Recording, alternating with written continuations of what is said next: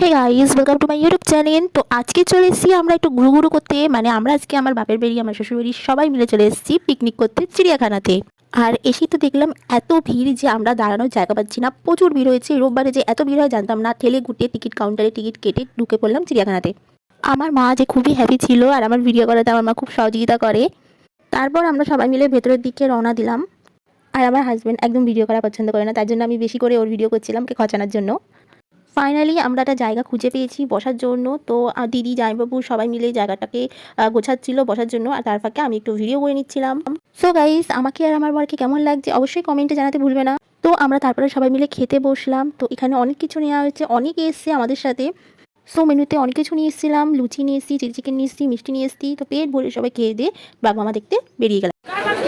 আমার বান্ধবী আমার বান্ধবী স্বস্তিকা থেকে দেখে মনে পড়ে গেল এটাকে।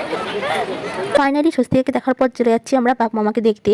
তো এখানে প্রচুর লাইন, প্রচুর ভিড় বাগমামাকে দেখার জন্য। এত ভিড়ের ঠেলায় শুধু বাগমামার পোস্টারই দেখতে পেয়েছি, বাগমামাকে আর দেখতে পাইনি খুঁজেও।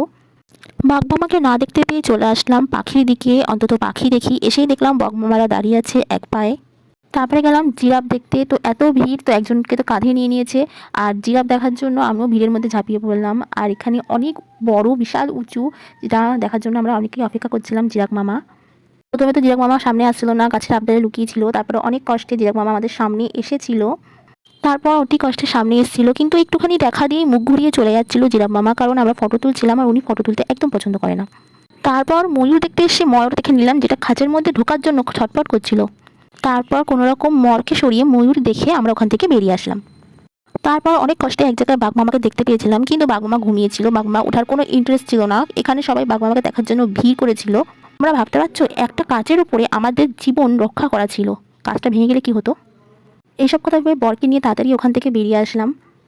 তারপর আমরা ওখান থেকে বাড়ির দিকে রওনা দিলাম। তো গাইজ, আজকের জন্য এখানেই। নেক্সট ভিডিওতে দেখা হচ্ছে। ভালো লাগলে অবশ্যই লাইক শেয়ার সাবস্ক্রাইব করে দেবে, আর কমেন্টে লিখবে কেমন লেগেছে। তো আজকের জন্য এখানেই, টাটা।